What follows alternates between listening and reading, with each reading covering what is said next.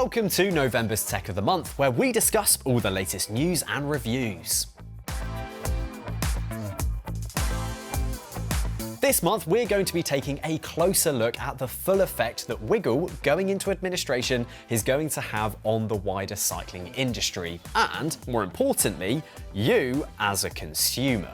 We've also heard some rumours surrounding bike brand changes in the World Tour, which we are going to spill the beans on. And lastly, we're going to be taking a look at some of our favourite hacks and bodges from the National Hill Climb Championships.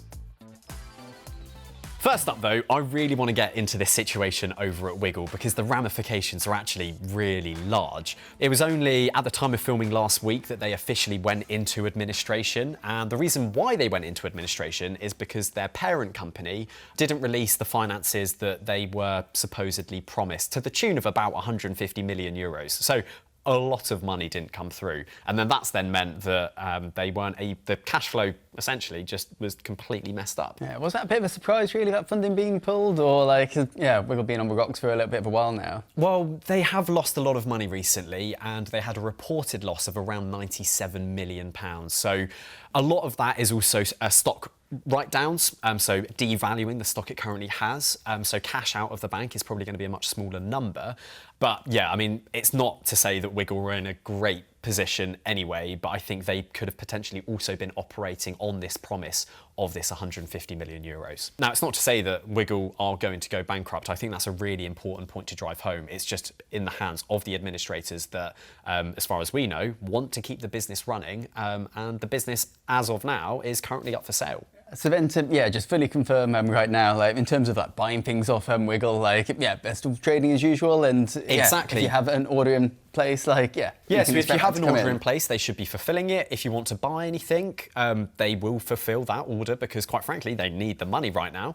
It's still operating as a normal business. It's just who's managing the business are the administrators. So is Wiggle sort of looking to get rid of all the stock that it has currently? Is it everything must go at this point? Well, it kind of seems that way because they actually started their Black Friday sale 2 weeks earlier than they did last year, which is actually a full month ahead of when Black Friday actually is. So clearly they do want to get rid of stuff. But it does seem as though, they do kind of just want to liquidate as much as possible so that they can kind of just reset. Get the cash in hand, yeah. Well, exactly that. And I think then it makes it more appetising to a potential buyer of the business, knowing that they're not stuck on this huge stock hold.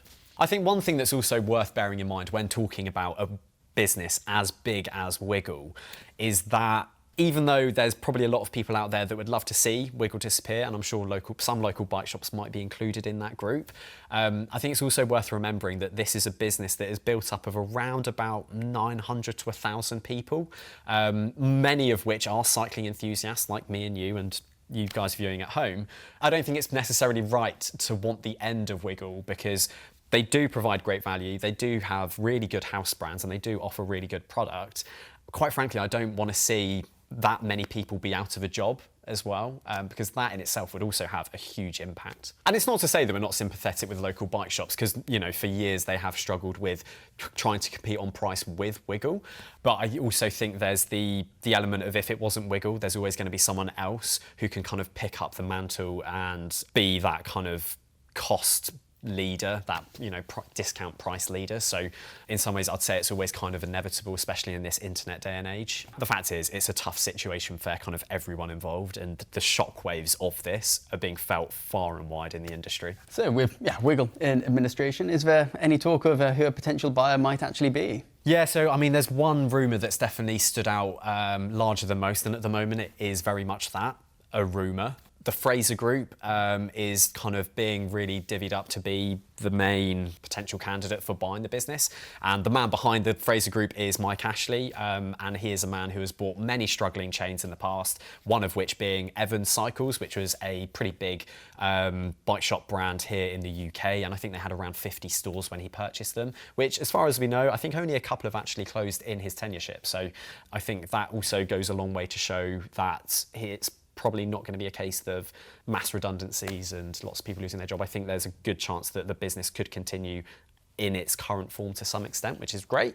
But it looks like that Mike Ashley's, the Fraser Group, will be most likely to scoop it up. Which makes, I think it's a little bit interesting in terms of the Wiggle CRC being an online retailer, already having Evans Cycles in the portfolio, emerging of the two. Exactly. I mean, there's a lot of efficiencies to be made there. You could really increase the power, your buying power, and then you've also then got the ability to join an internet business with bricks and mortar. So could we start seeing Vitus bikes in shops? Could we start seeing DHB kit in shops? Because I think the value of Wiggle really is in its house brands, because they are the products with the highest amount of margin. Their house brands scope clothing, bikes, parts and accessories, they basically kind of sell everything that you would need. So I think the potential there is actually really, really big. Yeah, imagine getting your bike built up by a qualified mechanic right there in the shop. No need for self-assembly anymore. Exactly. So you've got that edge of a Canyon, I suppose. And then when it comes to servicing, you've got that expertise as well. The whole after sales care, click and collect. There's so many options that could be opening up to Mike Ashley if he were to go down this route, because that would be a really interesting kind of collaboration between those two different brands. Arguably, it would make it worse for local bike shops. I think that has to be said, because then, in some ways, that makes it even harder for a local bike shop to compete, because you've Goliath on steroids, two Goliaths. Exactly that, because you've got a local bike shop that can sell at Wiggle prices, which, would be a scary proposition to go up against. Next up, we have news coming out of the World Tour that Team Groupama-FDJ will no longer be on Lapierre bikes. Now, that is a partnership that has been around for 22 years, so it's pretty significant. The question now remains, and the rumour mill has been churning on, what bikes will FDJ be going to? Stefan, if you had to guess, what would you go for? What do you think? That's a tough one. I mean, FDJ, it's France through and through, essentially. And so, you would think that would have to be a French brand, maybe sort of decathlon, sort of like Van Rysel could be an option. That would be sort of maybe a little bit out of left field, but potentially. But they are sponsoring AG2R Citroën, so maybe if they really wanted to double down on their French connections, then that could be a good way to go. But I mean, it would be a lot to do to World Tour teams. Absolutely. I think that's maybe a smaller brand is what we're looking for, but one with heritage and one that and makes quality bikes with a sort of reputation that kind of precedes it, essentially. And I'm thinking that Orbea could be a particularly nice option there. And just in the Basque country, they're quite close to France still. Yeah. So it's about as French as you can get without being French. So that makes sense. But that's not what the rumours. Well, this is it. So the rumours themselves are suggesting that Villiers will step in to become the new bike sponsor of Groupama-FDJ. Of course, they already sponsor Astana, so we already know they have the capability to do so. They've got the bike range for it. Imagine this though, we all love the Astana paint jobs, right? Imagine an FDJ version in like a red, white and blue like a tricolor with the marble. Gorgeous. That would be beautiful. Absolutely beautiful. So I think it could potentially be a really good pairing. That isn't it for bike changes though, and this one very much is speculation and rumours. But as one of the biggest cyclists in the world, Peter Sagan retires from professional road riding, Specialized are likely going to be leaving Total Energies as their bike sponsor as well, which means what bikes are they going to be riding? And the rumour mill has been churning away, and it seems as though they are going to be riding Enve bikes. Now, I know what you're thinking.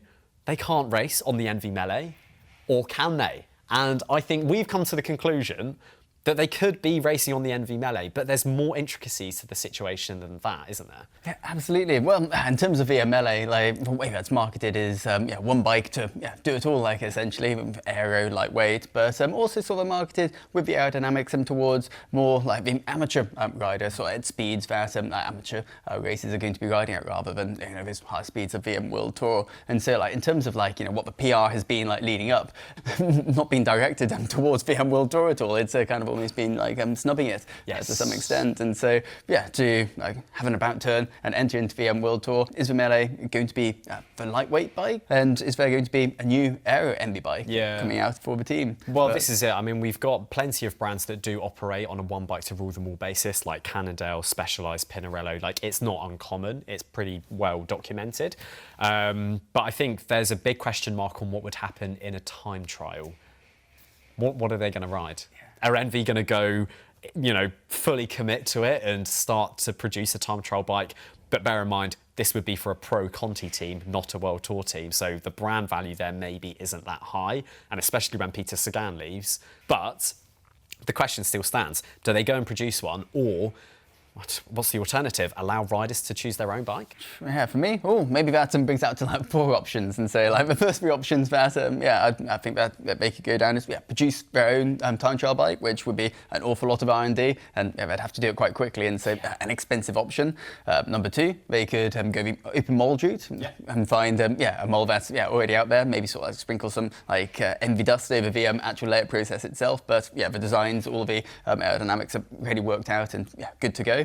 Number 3, I suppose, would be to let everybody choose their own bike, or team up with an additional sponsor, like a secondary sponsor almost, to provide the time trial bikes. A little bit like Pinarello and Tom Pidcock did when he was riding the BMC before Pinarello sort of subsequently brought out their own mountain bike. Yeah, and then potentially that last option of just allowing riders to choose their own time trial bike and fit them out with Enve wheels and all of the rest of the finishing kit. So if it comes off and Enve do step in to become bike sponsor, it'll be really interesting to see how they go about it. The one thing I really do hope, though, is that the frames aren't just plain grey, and they do actually come out with a slightly more interesting colourways, because I think with a company like Total Energies, where they do have like a rainbow logo, they've got such a good opportunity to make an amazing colourway, so hopefully they do.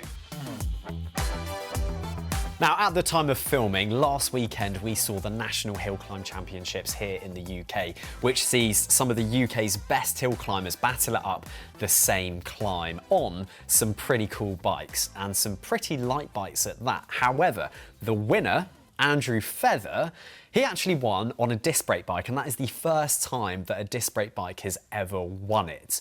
So Stefan, can you run me through what Andrew Feather's build actually was? I think that the most interesting part of the build is the new wheel set, Hunt's wheel set, tubular hill climb specific with disc brakes. Nice. The big thing here. Yeah. And so that comes in at 963 grams, which is incredibly impressive in terms of a frame. It's a Cannondale Super Sex Evo Lab 71, and he's running 1x12 Dura-Ace 12 speed, which is also quite interesting. You would have thought that maybe he'd go for mechanical, maybe a little bit lighter there, and then finishing kit, largely Schmolker affair, and you can't really go wrong with a Schmolker finishing kit for a hill climb bike. But how much was saved from the sanding down? So, well, I mean, we looked into what he was riding last year, and his hill climb bike last year was actually 300 grams lighter.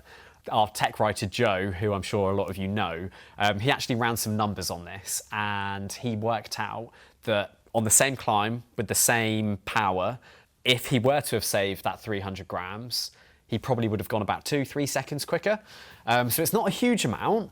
But it can be what made the difference, but not on this, exactly. not on this one. Though. In this case, he actually won by 18 seconds. Had he lost by 2 seconds, I think that would have been a very, very tough pill to swallow. But I think what's interesting, though, is that even though he won, the overall bike weight was 5.6 kilos, so still incredibly light, but it wasn't actually the lightest disc brake bike there.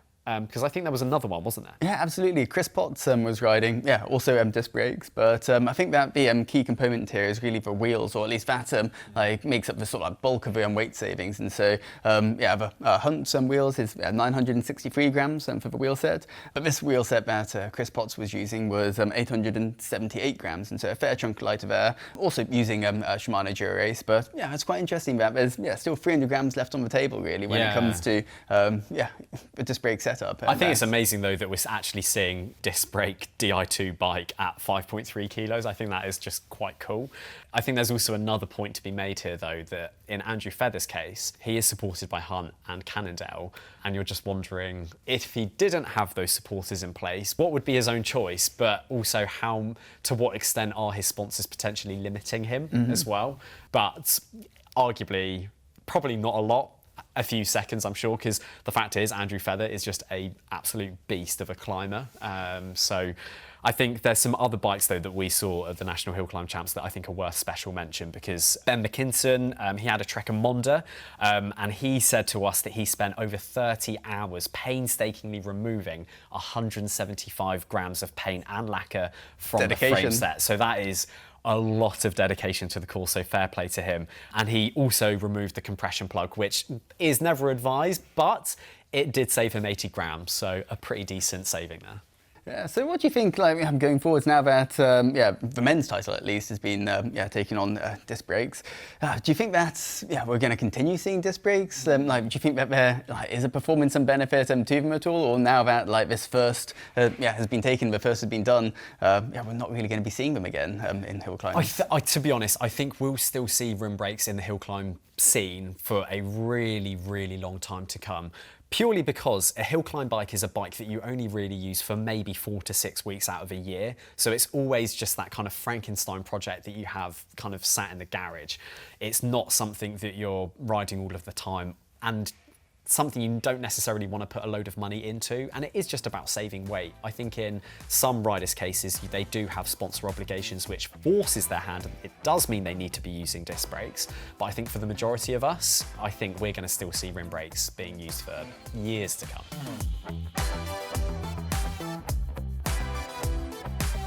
For November's Bike of the Month, we have this, the Canyon Grail. Now, Stefan, you've been riding this for a few weeks now. Tell us about it. The new Grail, it's been teased for quite a long time. Like, it was first seen in the Grauloch, I think it was, earlier this year, and then obviously Cassia Niewiadoma took the women's gravel world champs on the bike, and so it's newly released, but sort of been on the radar for quite a while now. I think that the biggest change, obviously, is the handlebars. We've gone from the double-decker bars to now this really quite nice cockpit. There's a lot of really good details to it, and so it's quite easy to shuffle the stem up and down. Those spaces can be slotted below and above, and so making adjustments. It makes an integrated cockpit just that bit easier to live with, exactly. doesn't it? And then the cable routing, it's it's not as integrated as it could be. Some people might not like that so much, but for me, I think that it's very convenient having the cables exposed there rather than sort of running through the stem and like right down through the headset. And so that's pretty cool as well. But you might be thinking this is an integrated cockpit. That's not going to be so good for gravel races when the distances are so long and you want to be using aero bars. But unfortunately, Canyon has that sorted. Okay. And so there's a really quite neat set of aero bars that you can attach to the top of the handlebars using a mount which you can alternatively use for having a bike computer on it. And so really quite a neat modular setup. Like a lot of thought has gone into the front end of this bike, which is really a very good thing because I very much enjoyed the original Canyon Grail. I thought that the ride feel was really, really great. It was really nice and flowing, really agile. The only problem was the transition between being on the hoods and being on the drops, and I'd hit my thumbs every time. Yes. It was complete faff. And so so now with the handlebar sorted out, the biggest sticking point of the bike has essentially been solved. But there's been some updates. They've gone for a longer wheelbase. Yes. Okay, and so the wheelbase is 17 millimeters longer than previously. Okay. But the rear end has been kept at 425 millimeters, and so there's no extra length there. All the length is in the front end of the bike. And so Canyon describes the handling as carving, and so it's more controlled than it was before, sort of a bit more stable. They've interestingly steepened up the head angle by 1/2 degree, so it's not a longer and slacker affair going on here. They've been sort of thinking about things and tinkering in a little bit, and not just going with the industry trend a little bit there. But it is more stable. But I think that to describe it as carving is kind of to do it a disservice a little bit. I don't think that fully captures the agility that it still has, because it is still a very flickable bike. You can change your line really quite smoothly. It is more confident, but it definitely hasn't lost any of that sort of agility of the original Grail. And I guess that's really helped by keeping those chainstays at the same length, that you kind of don't lose that kind of whippiness almost. Exactly, and also I think with the head angle as well, sort of steepening that up slightly. An unusual move, but I think one that worked out really quite nicely, and I really, really enjoy the ride. In terms of good points, still, the seat post, put a lot of work into the seat post to make it be that much more compliant, but they've actually given some hard numbers to really quantify just where the compliance is. And so for the Canyon Ultimate, with a rigid seat post on that, this has a newtons per millimeter of deflection, so the amount of force that's required to bend it essentially, of 117. Okay, and this seat post comes in at 69, and so it's really, really quite flexible. You can rest your elbow on the saddle and actually see see it flexing, and yeah, you really feel it underneath you. Really and how have you found it to ride? Has it been? Oh does yeah, it provide a good ride you feel? really actually like notice it. If you take a square edge hit, do get like a really good amount of deflection in. So are there any drawbacks? Because it sounds like you love it. I think that you have to think about the application which you're going to be using the bike for, and so if it lines up with your interests, I'd fully recommend it. Okay, well, look, I look forward to reading your full review, which I imagine will be coming out in the coming months. Let us know down below, what do you think of this new Canyon Grail, and is it something that you would be yourself interested to ride? If you enjoyed the video, then please do drop it a like, subscribe to the channel for more content, and we will see you again very soon.